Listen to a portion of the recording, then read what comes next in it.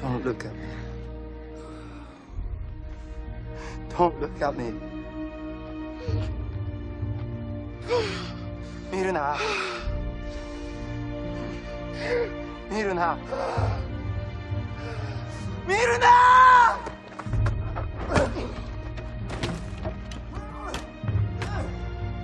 Don't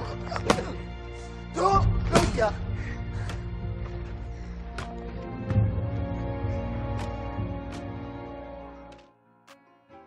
Hello guys, ladies and gentlemen, welcome to the latest, the greatest edition of Nick's Nonfiction, here with your host Nick Muniz. Today, we have got Lauren Hillenbrand's Unbroken. Get ready for a story of resilience, grit, redemption, mom's spaghetti. Louis Zamperini, he spent time in prisoner of war camps, and he said more important than food and water is dignity. The commonality with these prisoner of war chumps who couldn't make it. You know what, McCain? I like my war heroes alive. He's going, the people who didn't survive surrendered their will in their final moments. I'm telling you guys, don't make me bore you with Viktor E. Frankl, a Nebuchadnezzar Jew in the Holocaust. This is a fucking Italian with the same message. Forget about it. Gestapo shaved my head. Forget about it. Japanese peeled off my fingernails. I'm walking here. This Olympian remained unbroken under the cruelest disciplinaries in the Imperial Army. You're going to meet the bird today. He's taking orders coal mining, spending hours in the Ofuna Crouch, locked in an outhouse. And you don't even know, we're getting marooned today. It is the best story ever. Louis says the torture pushed him to a limit that he wouldn't have known was within him without the torture. So my message as always, torture yourself. Seriously, if that intro video didn't pump you up, you're dead inside. Get out the defibrillator paddles. This book is my heart. I remember I wanted to see it so bad I convinced my older sister to bring me to the movie theater. There's a piece of Louis Zamperini in all of us. He's the quintessential immigrant American. My goal is to help you steal like the other dirty immigrants. Jokes! Nah, I'm just trying to light that fire inside of you, bro, with the best story ever. Listen close. You might learn how to keep pushing. Motivational story of the century coming up after a meme. It's lucky you packed so many blow-up dolls, Quagmire. Be careful. The tiniest prick will pop these things. Giggity. We've been out here for days. I'm starving. Hey, what's that? What? You're eating something. You bastard! You have food? I don't know what you're talking about. Give me that!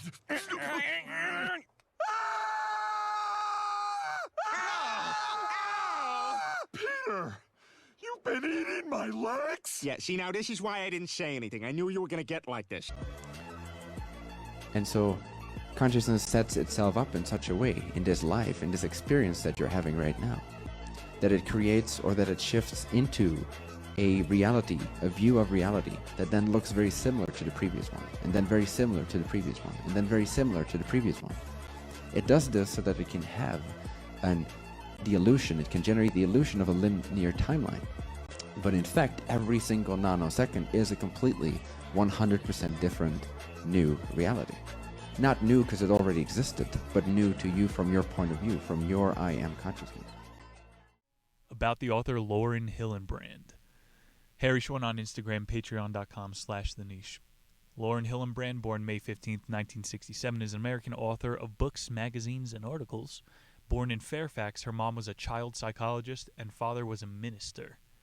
She's best known for two bestsellers, this one, Unbroken, in 2010, and then Seabiscuit in 2001. And in college, she came down with this sudden illness. And this was like my own test of strength. I had chronic fatigue syndrome. She came back from the brink of death, felt sluggish for years, to write this book. Yeah, Laura, is it really that bad? My friends call me 1934 because I'm in a Great Depression. Ladies and gentlemen, we'll be right back with the book. In this nice new world that we live in, we want to hear, you're just a little big. No, man, you might be fat. We surround ourselves around people that make us feel great, that tell us what we want to hear. The second we put ourselves amongst the uncommon people, we don't like that feeling. That challenging feeling of that person who's waking up at 3:30 in the morning and say, hey, put your shit on, we're going for a run. We like that person who says, hey, you know what, man, I don't feel good today, man. And they say, oh, it's okay, brother. We don't want that motherfuckers like this. Hey, man, no, bro, get your shit on, man. Stop being a punk. The real Merry Christmas happens when all of that noise is gone. It's quiet. And it's you against you. And now all those endorphins are gone. And I promise you, man, by getting up early and getting after it to go lose weight, study harder, guess what? It's a lot harder now. That repetition becomes a lot harder now. So a lot of us can't do things on our own. So find somebody in your life. So when you throw that towel in, they throw that motherfucker back at you and say you're not done yet. How are you gonna feel, man, when you accomplish this goal coming from that point? Coming from the fucking hell you came from. A lot of people start from a good starting point. They have a good foundation. What if you can surpass all of these motherfuckers? What if everybody who was way up here started up here, and you started with no legs. You had to grow the legs to even start walking, and then crawling, and then running, and then you start passing people with all this given to them. This might be exactly what I need. The darkness is exactly what I need. It's how you look at your situation. Unbroken Chapter 1, Life of Louis. So it's a pretty long story. I'm about to throw in a dip. We can also take it slow today because we got to fill the back hour, as always. August 26th, 1929, Torrance, California. A train-like sound engulfs the town. A 12-year-old boy runs outside to see the Graf Zeppelin, an 800-foot-long German contraption, the largest flying machine in the world, flying over San Diego. It was the summer of 1929. Lou Gehrig and Babe Ruth are playing for the Yankees. Hitler's growing the Nazi Party. This is where our story begins, and my lip is in.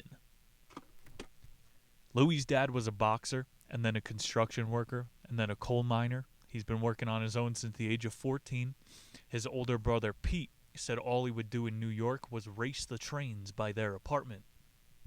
Okay, the story starts in New York. I promise I'll be better throughout the whole thing. He was a rascal of a kid. He started smoking his dad's cigarettes butts at the age of 5. He drank the leftover wine on the table by 8. Weekly theft by 10. If it was edible, he stole it. He knew he was the fastest kid in town. Nobody could run him down. He would deflate teachers' car tires with toothpicks. We used to grease the rails at school. Yeah, that could get you a lawsuit. Pete's older brother was 18 months older, suave, good-looking gangster of Torrance. His younger sisters, Sylvia and Virginia, they idolized Pete, so Louis was the odd one out. The Italians, he's going, we took our beatings in the 1920s because we were the new guys. And his temper is starting to grow with his age. He socked a teacher for being racist, and then they threw tomatoes at the cops, who were also racist. Louis, getting in lots of trouble. His mom tried everything to change the kid. He kept fighting. They moved to California, and then she kicks him out. He lives on the streets of San Diego. Scared straight. They almost put him in a eugenics hospital, and Louis starts looking into it. He said this year, in 1930, whatever it was, 20,000 people were sterilized in California for orphans, epilepsy, masturbators, and alcoholics. That was in the book. I had to write it down, bro. He's going, yo, if you act crazy, people will actually think you are. Let's get nuts. Long look in the mirror. He's going, the street life isn't for me. I'm going to shave. 14 years old. He's rehabbing at juvie. He's looking for competition on the track finally. He finds a new addiction. By 16, he's running varsity, and he sets his high school record at 5 minutes and 6 seconds. That's for the mile. I did a 5:05 in high school, Louis. Get at me!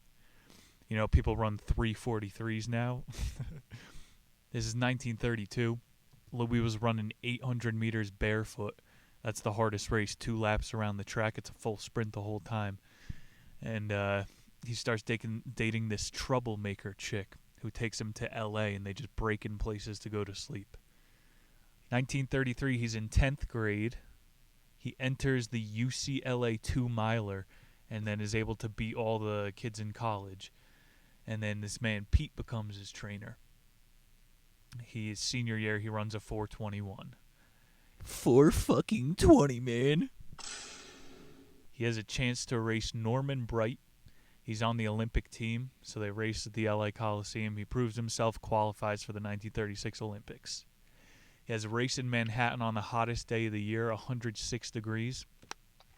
And again, they're saying he's the best new guy around. Glenn Cunningham and Jesse Owens are going to be here at the 1936. It's history.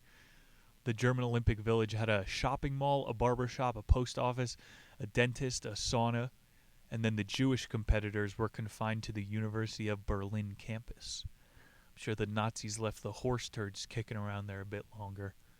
August 7th, Louis is in the 5K final. 12th place after the first mile, starts passing people. He put the effort in too late, and he comes in 7th place, but he PRs. Like, how could you not run your hardest when Adolf Hitler is watching you? Joseph Goebbels is the head of Nazi propaganda. He's in Hitler's booth, and he personally grabs Louis to meet Adolf Hitler. Hitler says to Louis, "You're the boy with the fast finish." He's probably methed up. He gave Louis a beer. Louis stole a flag from Hitler's booth, and then he got interrogated by a couple SS guards. He lays into his Italian accent. "I didn't mean to." August 11th, leaves Berlin, home for the Olympic parade, and his eyes are on the 1940 Olympics, Tokyo, Japan. Chapter 2, Into War. Might be like 7 or 8 chapters in this one. 1936 to 1940, he was on the USC campus training for Tokyo. Bro, when I worked at friggin' Quench juice shop there, I walked by the Olympic Village every day. He meets this guy there, Sasaki. It's a Japanese exchange student. Sasaki went to Torrance every weekend to talk to the Japanese immigrants. He sent money home, cigarettes. He's going there collecting metal in Japan. It's getting bad over there. And in time, people find out that this guy, Sasaki, his wife and kids are not in Torrance. He's not really a student. He's closer to the age of 40. What? This guy might come up in the story later. Louis is still the fastest one on the USC teams. He's breaking all kinds of records. Cunningham comes to run with him. Louis still caught up on the numbers. 4 minutes cannot be broken. Oh, it's time for the 1938 NCAA. In that race, the coaches are telling him to settle down. In one of the prelims, a guy broke a rib. So Louis runs the race. He doesn't settle down. The other runners box him in. They spike him in the shins. He finishes the race bloody at 4:08. So he's still like one of the top 10 runners in the country. 1938, China invades Manchuria. And then 1940, Helsinki bombs the Finnish runner that he raced in 1936. This guy, Hunter Hockett, he's dead. So the war's really picking up. The Tokyo Olympics, it's 1940, are finally called off. Louis' life is in shambles. He takes a job as a welder for Lockheed Martin. The scholarship at USC wouldn't be paid out. They're like, you're not going to run at the Olympics, so you can't finish your last year of college. Fuck. If I was still working at admissions, I would have pushed his papers through. He got some work as a movie extra. He failed the Army physical because he binged candy bars the night before. It spikes your blood sugar. I remember those draft dodging tips in high school. You eat a bunch of cotton balls, and it shows up as a tumor in the x-ray. Dodge the draft, man. It's brave. He tries joining on his own terms in 1941, and they stick him in the Air Corps as a bombardier. This guy, Jimmy Sasaki, was under investigation for radioing the Japanese government. He was staying in this elite apartment building in Washington, D.C. Bro, are there really Chinese spies running on college teams? Japanese blitzkrieg hits Thailand. They're hitting Shanghai, the Philippines, Guam, probably Midway, Wake. Louis is training on the dive bombers. He's going, there's an $8,000 computer inside the dive bombers that calculate the best dive. It's in World War II. Blew my mind.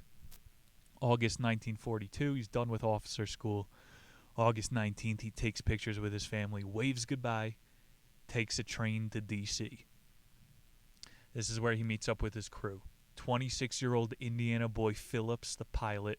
He's Purdue ROTC. This guy speaks very few words, can fly a mean plane. Rest of the crew is 17 to 22 years old. They look like a bunch of young boys. Louis going, we're getting the B-17, I'm hearing. Is that right, flying coffin? It is.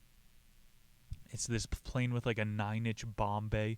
You're basically walking on an Olympic gymnast thing. It's 20,000 feet in the air. They have a shitload of munitions in there. They're going on 16-hour hauls. Even the fucking cool, calm, collected pilot, Phil, is calling it a death trap. October 1942, the crew was told to pack their bags. The boys name their plane Superman, and they start painting it before they go on the road. They fucking painted a chick's crotch over the fuselage and then put a bomb in front of it. Pretty badass. On the other side, it's Superman holding a bunch of machine guns and bombs. You scared yet, gooch? I'm going to have to bleep that. October 10th, they're at the coast of the Californias, Oahu Band, and they're reading in the papers that 19 men are going missing a day. Are we going to make it to Hawaii? They do. Waikiki Beach is where they land, and it already looks like a war zone. People are recovering from Pearl Harbor. Whole lot of waiting, whole lot of training. Couple months go by here. Men are getting eager to take a stab at the enemy. Louis continues running on the beach. He's in like Olympic condition. Phil, the pilot, is hot dogging up in the air, getting to Blue Angel status. Christmas comes around. The Japanese are retreating to Atoll. The following night, 26 B-24s are sent to Atoll with 75,000 pounds of bombs. At midnight, Louis up there is radio silence, and then the Japs start running for their guns. They see the planes in the air, and then the formations dive. Chaotic explosions, smoke you can't see through. They say 98 men were captured from the U.S. side. Louis called their dive a bit early, so instead of hitting the bunkers, his plane hit the runway. Bomb bay got stuck open. They had to fly 75 miles back to Midway, and he's balancing on the beam. What? They get congratulated with a couple shots of liquor, but Louis like, I can't drink anymore. What if the Japs come and hit our island with 80,000 pounds of bombs? Most of the guys, on the other hand, they're fucking emboldened by the attack. Give me another shot. Search parties go out the following days. The Superman found a sunken B-24 from 15,000 feet up. They scoped this thing out. And Louis starting to learn that for every plane that gets lost in combat, 6 are lost in accidents. So like hot dogging, recon, takeoff, 6 to 1, you're more likely to get lost. The Superman, it's still weathering big storms. The landing gear is starting to have trouble. He's just starting to figure out the high altitudes and when to dive and all this crap. He says they got lucky at Wake. We probably should have paid more attention to the crash course. Chapter 3, Downed. I'm down! Someone get me! I have ray gun! They're at the Equatorial Islands in February of 1943. One day they make a wrong turn over Howland Island. This is where Amelia Aerhart went missing a measly 6 years earlier. The bombing mission is above the clouds, 300 miles fucking further. They go out into the ocean. They got less than half a tank of fuel to get back, and they ditch all their bombs. All the guys sit in the cockpit, and they make it home on the Howland Island trip. And he's going, I saw sharks when we were up there. We almost went down. He told the story about the Japanese. They would put food in the water, and then as soon as the sharks came up to eat the food, They threw a grenade in the shark's mouth. Ooh, sushi. Nauru was an equatorial island with phosphate reserves. They used that in like ammo, fertilizer. August 1942, the Japs seize it. So the Superman is sent to seize the island. 12 of them go out. They see a bunch of zeros in the airspace. It was like a 5 a.m. departure. 6 hours out, 6 hours back. They see a U.S. sub ready to scoop up survivors. So now he's going, it's not all sharks down there. The initial AA volley tore a sheet in the metal a size of a dinner table through the plane's hull. So the bomb bay is permanently open here. Louis going, I've had lucky hits this whole time. How did they miss our fuel depot? This guy's got a guardian angel. He's going, I took down like 5 guys in the back of a biplane with a Type 92. Some dogfighting going on. The zeros, they have that like bullet propeller timing. Who cares? Stanley Pillsbury, he's on the tail end in a 50 cal. Holds him off with the waist gunners, getting broadsided by zeros. The damage is assessed after the battle. 594 bullet holes in the Superman. They should all be dead. 2 of the gunners had bullet wounds. A couple of them were unconscious. Yeah, one of the guys died. They're missing hydraulic fluid, and they got to crash land. They fucking touched down at 110 miles per hour. Louis going, should I throw a parachute out the back? Feels like that's not going to do anything. Brace for landing. All the bombers were repaired the following day. They're getting ready for the raid of Tarawa. That night the sirens go off. Louis runs to like a palm tree and starts digging under it. And then he goes up in the morning. The tent he was sleeping in was blown to bits. Imagine he survived the bomb raid and then died from a coconut falling on his head. He's going, I would rather get bombed than be up in the air at this point. He got fucking lucky.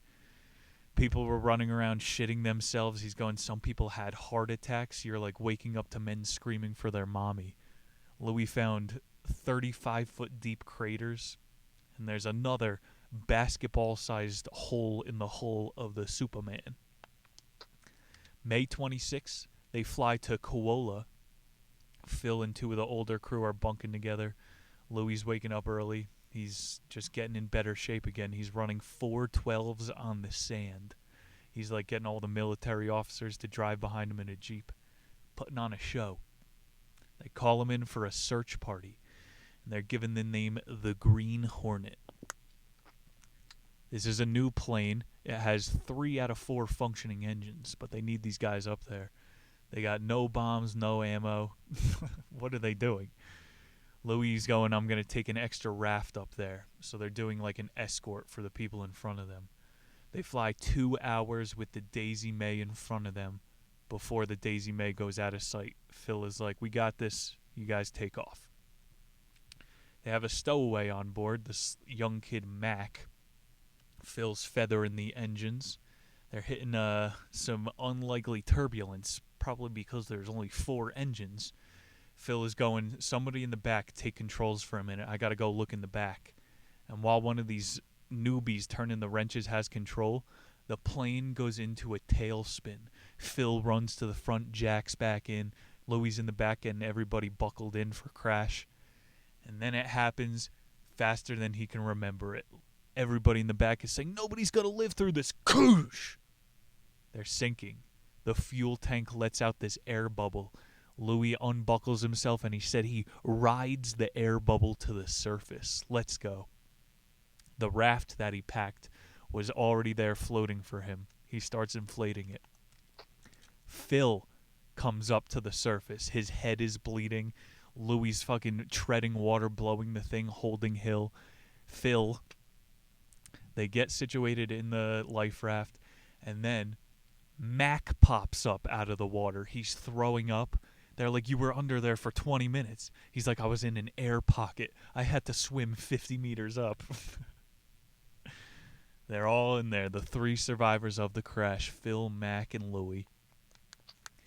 The raft, they got some glass mirrors, a couple chocolate rations, a flare gun, a set of fishing hooks. The next model of rafts that was on the Superman, but not on the Green Hornet, had canopies, first aid kits, weeks of MREs. They got the dinky raft. Adrift near the equator, they got a couple liters of water, and they wake up the next day by Mac crying, "We're gonna die!" Day 1 on the life raft, 6-foot sharks are circling them, and Mac goes, "I think I ate some of the chocolate last night." Chapter 4, Missing at Sea. The Daisy May touched down on Palmyra that afternoon, so they did send a couple search parties back out. No luck. They're thinking that they're still in some currents that surround some of the islands that they're aware of, but they have no idea where they are. They're going, we could be taken anywhere by next sunrise. A single square of chocolate is split between all of them for breakfast, and then they're going, "Yeah, Mac, we think he ate some of the chocolate." He's in a distant place, and Louis going, "I think he's just in shock. We'll give him a couple days to readjust."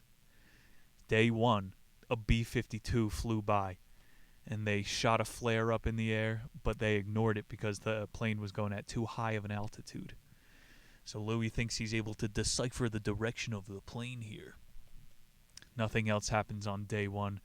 The sharks hitting them on the back put them to sleep. Day 2, a B-24 flies by low. It is the Daisy May. Louis said he almost hit them with a flare, but another 2 days pass and no one came to rescue them. They even found like more sheet metal floating in the water, so they're going, maybe the Daisy May also crashed, or this could just be from the entire Pacific campaign. These guys are in mental hell. Day 5, Mac snaps. "We're all gonna fucking die!" He's snapping even harder, and Louis has to beat him into submission. This is the first night since Louis' childhood where he says he said a prayer. All the water was gone. Louis' family is getting messages back on base. They send a picture to his mom of the Green Hornet total Swiss cheese. They're basically telling their family he's dead. He said on the second day of thirst, their upper lip had swelled to their nose, making it so hard they couldn't breathe.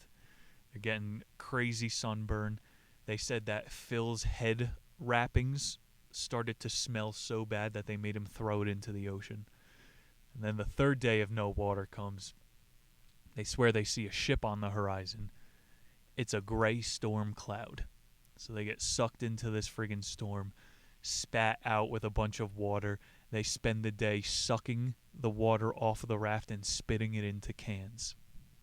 Mac is guilty about the chocolate. He's like, maybe we could eat some of the leather off of our boots. Day 10, caught at sea. The seagulls are standing on lifeless Phil. They fucking try to catch one of the seagulls, and they cut its stomach open. It's putrid meat. They throw the seagull back into the ocean. That's supposed to be bad luck, but Louis going, "I don't believe in luck, Phil." Even though this motherfucker just prayed for rain for the first time and it worked. A couple weeks in, Louis is remembering his USC psych classes. He's like, we have to keep positive. They start singing Christmas songs. Every conversation they have leads back to food, though. He's always going, there really is a negative guy. My USC psychology 1 year taught me this. He's looking at his brothers and sisters in hindsight. He's saying some of the men on the raft are wired for pessimism. Mac! Day 15, they catch another seagull, and this one doesn't smell. And Louis going, maybe we're just that hungry. Mac drinks the blood out of the seagull. They find some fish in its stomach for bait. They start catching more fish even though they're gradually getting thinner. And the nightly prayers continue. One night they thought there was a tidal wave coming, but it was a school of dolphins. And there were a bunch of jumping fish, so they swooped some of those up. It's like Life of Pi. They go another 6 days without water, and they just take turns jumping in the water to feel wet. Louis praying for more rain. They're doing a rain dance. And then the following day, it pours buckets. Morning of day 27, a twin-engine bomber comes by. It doubles around. The guys are celebrating. And then the plane opens fire on them. They all jump overboard. There's sharks in the water. The raft is losing air. They mistake the Japanese plane for a U.S. one. Louis says he punches a shark in the nose. They hide underneath the raft. 4 more strafes, and they're all unhit. He's going, we probably should have played dead the first 2 passes. I guess they know for next time. Lucky guy. They spend like half a day blowing up and patching the raft. That night, a shark leaped over the side, and so they kicked it in the head, beat it down with an oar. There's 3 guys in a fucking 2-person raft, and they're like taking turns straightening their legs. Mac saved Louis from a leaping shark the day after, and they're going, it's us versus the sharks at this point. Mac has this bloodlust. He's going, Louis, we need to catch a shark. So they pull in this 8-footer. Louis got it by the tail, and Mac has this screwdriver, and he pokes its eye out and just gouges the thing to death. The only edible part of the shark winds up being the liver. The whole thing stinks of ammonia. And the first time since May 27th, they're all full. The 30th day, it's the middle of the night, and they're woken up by an airborne super shark. This thing is 3 times the size of the normal, 20 feet long. It breaches their hull, and it douses them for the entire night they spent shivering. The subsequent days, Mac is like receding into his friggin' bloodlust, and on day 33, Mac dies. Louis going, I guess he kind of redeemed himself during Shark Week there. You take one of them, we take one of us. When you're a shark all the way. It's a blood game. They drifted down to the equatorial doldrum. It's just Phil and Louis at this point, and this is like where the air is silent, the water is flat, they're in a sensory vacuum going crazy together. If they were there with Mac, he would have been drinking seawater. This is the first time in athlete Louis' life he's going, I was unvaried and unbroken. My mind was unencumbered. He's going, this is the first time I ever thought about something for more than an hour. So he goes back in on this optimism and pessimism. One is looking for an end, and one is creating it. Chapter 5, Pow Mia. Louis hanging on by a thread. It's the 40th day, and he's hallucinating a concert of choir boys. Overhead, they hear a storm brewing, and they realize there's a chain of islands ahead. So they survive for another week floating around these islands. And they're like, now that we see land, we can't give up. They didn't even drink water for another 6 days. And then they wake up, and they think they're fucking close to this island, and it's a boat. Dun, dun, dun! They're too weak to climb up the ladder. A couple men come down and drag them on board. The captain scolds them. He's going, Philly and Louis, what are you doing out there? They feed them eggs, ham, fruit salads, Russian cognac, cigarettes. They apparently drifted 2,000 miles into the Marshall Islands, into Japanese waters. So they spend 2 days in the infirmary with this captain who's acting oddly nice to them. He's giving him beef, chocolate, coconut, sleeping in clean sheets. What a fucking difference. This captain is a G, but he's like, as soon as we get to this island, your safety is no longer guaranteed. You'll probably die. July 16th, Louis and Phil are blindfolded and taken on a barge, and then they get taken into this wooden cell full of flies and mosquitoes. They separate them into 2 outhouses. You know, there's maggots on the floor, it's dirt, and they carve their names into the walls along with all the other battalions who have gone missing. He's locked in a latrine for days. He's eating biscuits and tea with no water. And the guards are saying that they're the talk of the island, even though this guy hasn't seen sunlight. He's talking to these guards through the wall, sniffing poop all day. Louis develops like stomach cramps and diarrhea.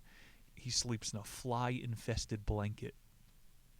He's saying, I actually miss the raft. 1 week in, he hears the same choir he did at sea, the preaching boys. And he didn't get a face of boiling water that day. The guards knew he was probably about to die. Simultaneously, Phil is dealing with rats in his outhouse. And Phil is like, dead. He's not really. But they had to pull him out of the outhouse sooner than Louis. He's going, when your dignity is broken, you identify by your captors. That's Stockholm Syndrome. You go through ego death, and then he's going, degradation is as lethal as a bullet. Look at Mac, who lost himself at sea. The casualties of war. Total of 20-something days, they take him out of the box. They give him a cigarette for dinner. Question him about the B-24 a little bit. 3 weeks later, Phil and Louis finally reunite. They're going, you have PTSD too, right? It feels like you're dying every single night. Oh, yeah, me too. He's going to have this perpetual dropping feeling in my stomach like I'm on a roller coaster. Maybe it was the tailspin from 15,000 feet. They're in an interrogation chamber for a couple more days. And they're like giving up locations of where there are bases around Hawaii. He feels super guilty. August 24th, they're told they're being taken to a POW camp in Yokohama. They're ushered into the barracks, a new rat-infested room. And who do we see here? Jimmy Sasaki. We meet again. He's the head interrogator of all the prisoner of wars in Japan. Jimmy motherfucking Sasaki. The guy who ran 5-minute miles at USC and had an office in Washington, D.C. He didn't ask questions. They were just reminiscing about the USC days. He gave Louis a backup pair of clothes, taught him where to hide, how to count in Japanese. Phil, he's still in the barracks making friends with them, getting a couple extra paper sheets to sleep under at night. At Yokohama, the days start at 6 a.m. counting off. They get beaten all day at night. If you don't understand something, you get beaten. If you talk in your sleep, you get beaten. He's talking about the Ofuna crouch. That's where you bend down, heels to floor, hands behind your knees, and you sit there for hours. If you fall down to the side, you get beaten. The men who get put on guard duty are the dregs of the Japanese military. He's going, there's no reasoning with these men. The tradition calls for oppression. They have this thing called the iron philosophy. You have to beat each other while you're hot. There's this guy, Shihira Kitamura. He's the Dr. Mengele of Japan. He starts beating the guards who are soft. So even the guards don't like him. A normal breakfast here consisted of stock soup, maggots, rat droppings. They had so much scurvy that it led to beriberi. And a side effect of beriberi is an inflated scrotum. Bunch of big nut Americans out there. A month in, and they're hearing of some U.S. shellings. So Louis grabbing onto his weapon every single night. They got some hope now. And then there was this guy who would fucking walk by all the cells and fart into them. I think that's worse than the Ofuna crouch. 35-year-old sub-pilot Fitzgerald has penknives jammed under his fingernails just to find out where the other subs are. This guy was waterboarded until he was knocked out. Fucking Louis met this Marine who swam 8.5 hours after a shipwreck and then came up on the shores of the Philippines. He survived on ants. Sasaki is continuing to drop by. Jimmy Sasaki. He's going, you know, the Japanese have an impending victory. So even Jimmy Sasaki is kind of playing mind games with Louis at this point. Winter comes. Every captor gets sick.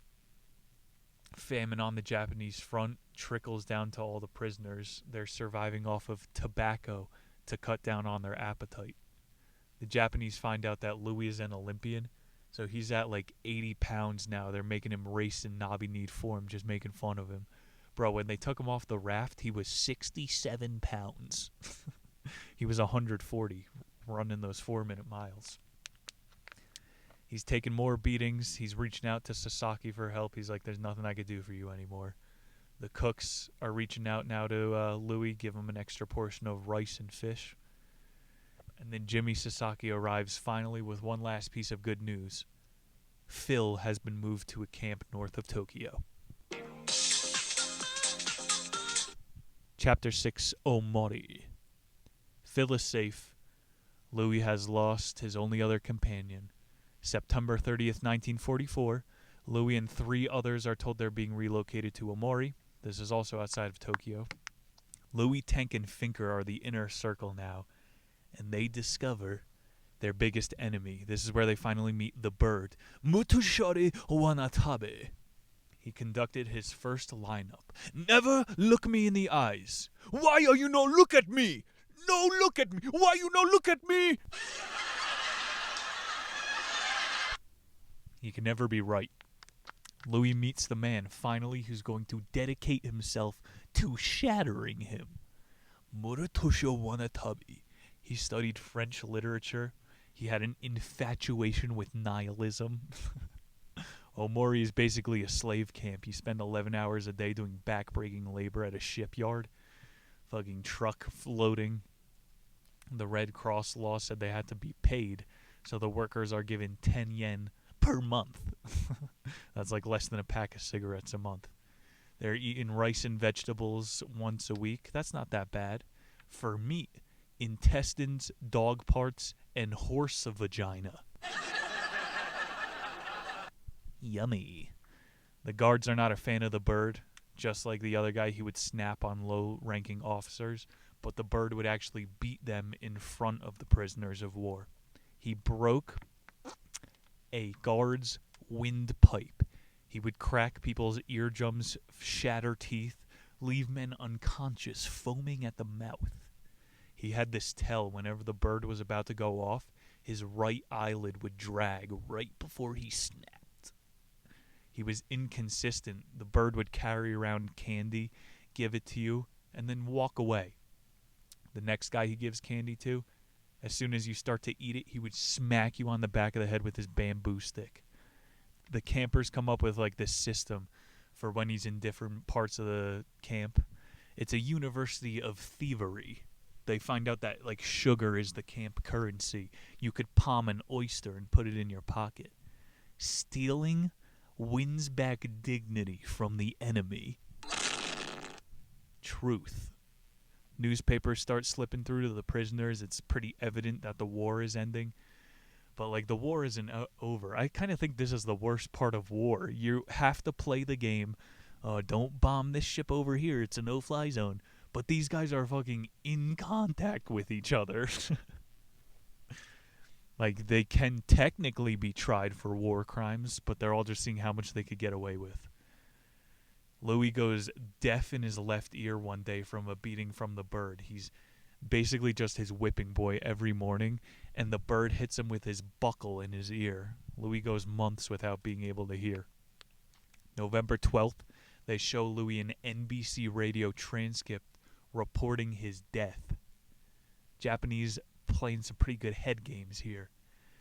And the men are losing an average 50 pounds every 10 months. Just say a year. They're surviving off of like rice paddy runoff, which is basically excrement. Mansfield was the top thief. This guy snuck past 7 sleeping guards one night and stole Red Cross food packets. They found out about it, and they tied Mansfield to a tree in his pajamas for 10 days. The guards would like give him a blanket at night when the bird wasn't watching. Christmas comes, and the bird is up for relocation. He actually leaves, and Louis has this like second wind of hope. Omori becomes significantly better. March 1st, Louis is called to be transferred to Noetsu. And he goes there 300 miles away. And who's waiting for him? The bird. another one. You ready to go? Round 2, bitch? Louis is feeling that his body is under a profound state of stress.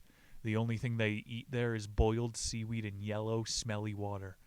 All of the low-ranking guards are pushing Louis. One day, they push him off a ramp, and he tears a bunch of ligaments in his leg. And the bird did not like this. He's, and only I can hurt Louis, so he puts him on pig pen duty. Has to clean up the pigsty without any utensils.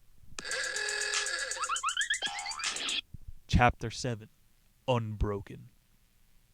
May 5th, 1945. Bunch of different workers are starting to share their dreams of killing the bird. Some guys successfully dumped a vial of poop and bug poison into his meal. The bird comes down with 105-degree fever. Warfare. They're already in a bad mood. Louis gets caught stealing fish, and they fucking terrorize him. He's on the edge of death again. He gets put on pigsty duty, and then gets brought back to the brink of life. Once he's healthy again, Bird orders every man in the camp to line up and punch Louis Zamperini in the face. That's fucking hatred. If they didn't punch him hard enough, go to the back of the line. Second time, if you don't punch him again, both of you get beaten. Louis said he couldn't open his mouth for a week. He couldn't see. Dude, that's one of the best scenes in the movie. The men are all starting to wither away. Louis said he saw a man starve to death one night at dinner.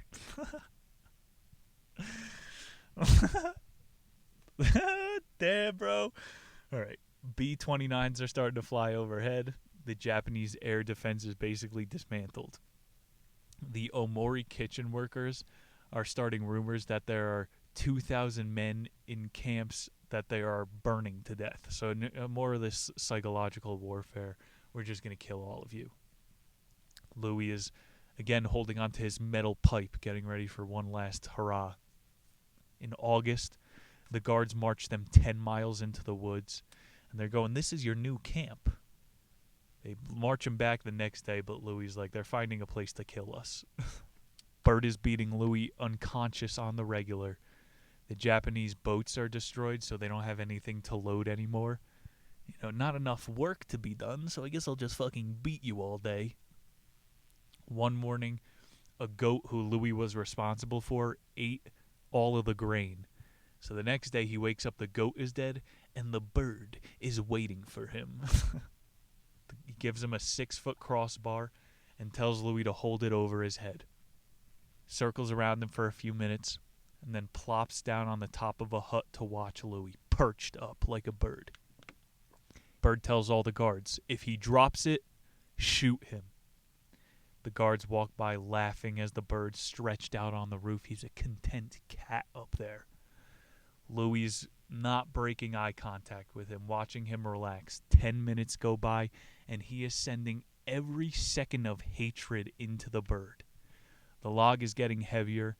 One of his bunkmates passed by with a load of coal, so they make eye contact, and Louis going, all right, now I got a timer.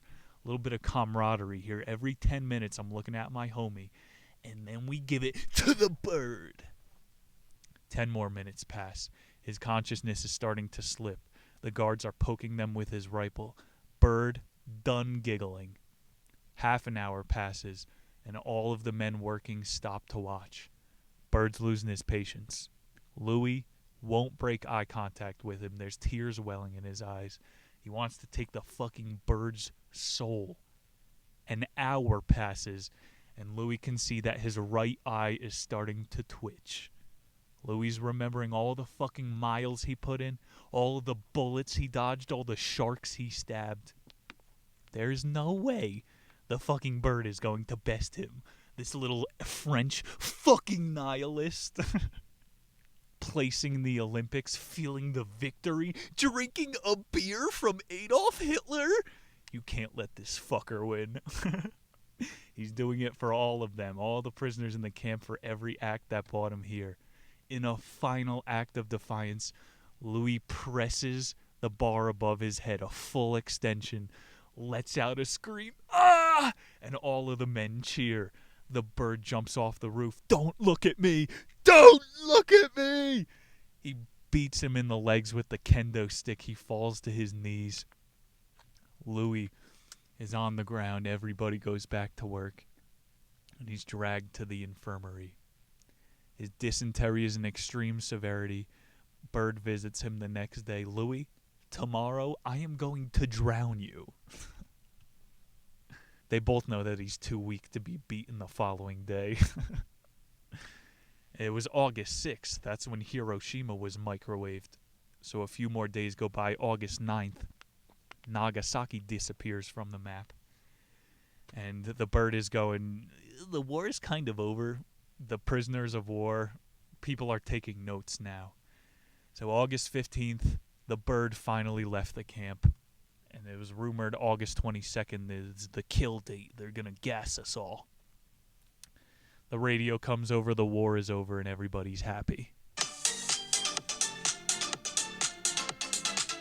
August 20th, 5 days after the Japanese surrender, the guards say that the war has ended. They break them into groups. Mustangs are flying overhead.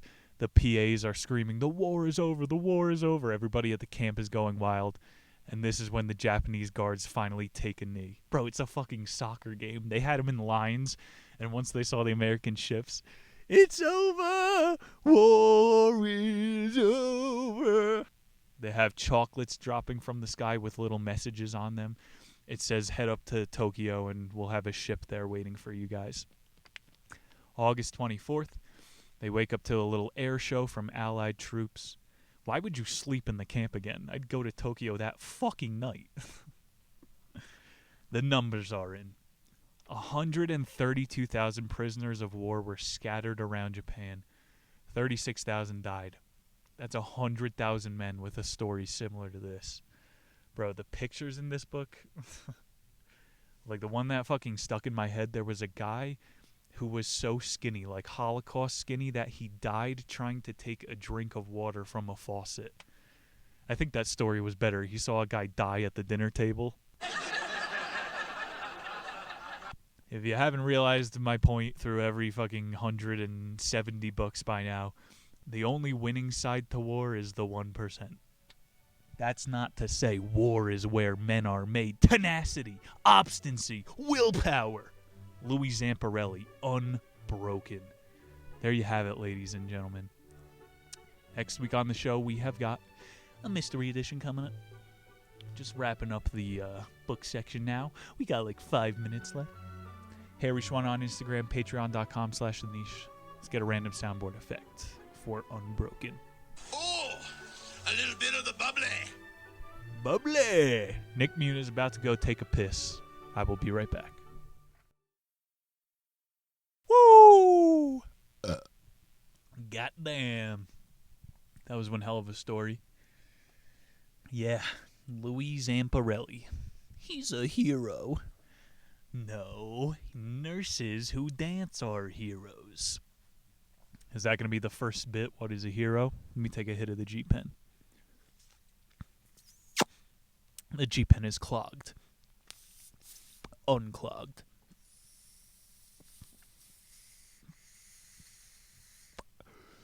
Oh yeah, baby. It's been 2 years, Daddy. I'm not allowed to use the soundboard in this section. All right.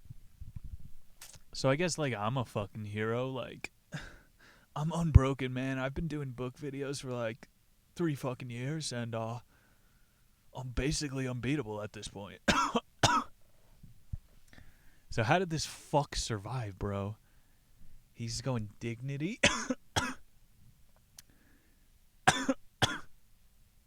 Dig deep in itty. Dig deep in that pussinity. Fucking knowing who your enemy is, that's gotta help. That guy was on the brink of death. As long as you could look your fucking enemy in the eye. And that's the problem. You know where I'm going with this, bro. People are confused by who their enemy is. It's not each other. If I just fucking did left versus right shit here, that's how you get big. I'm thinking of that movie Ender's Game right now. The only reason that this kid was chosen to rise the ranks is because you have to give the message that the power structure wants. Division. Fear.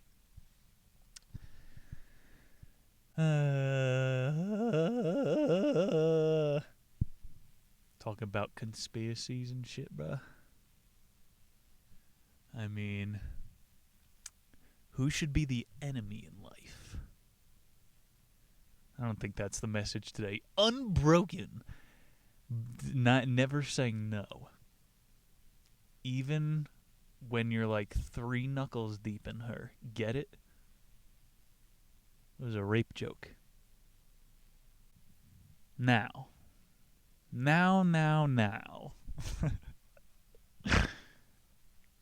This has to be someone's favorite section of the show for some reason, unbeknownst to me.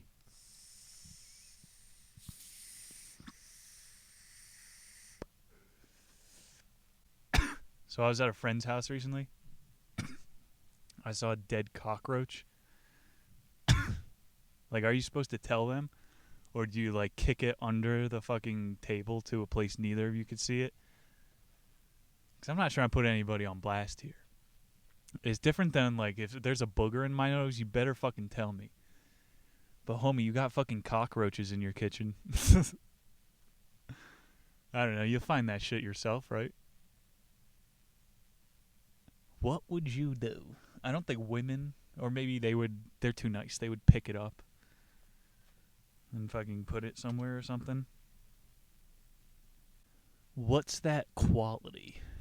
Calling people outness? If you could have one quality or ability, what would it be? I just fucking figured it out. You just fucking ask yourself questions.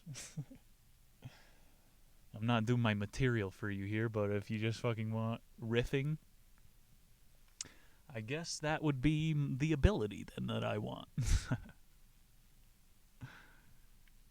Louis Zamperini. Squidward. Tortellini. SpongeBob. We got any spongers out there? SpongeBob. What if he was SpongeBob Triangle Pants?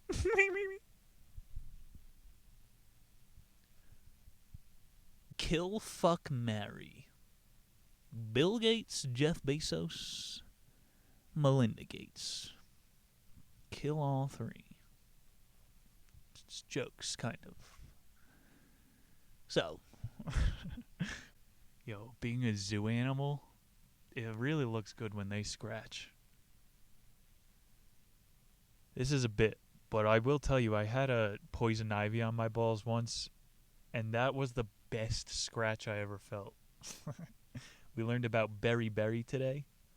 That's basically how large my scrotum was inflated to. I think that's where we're going to have to end it.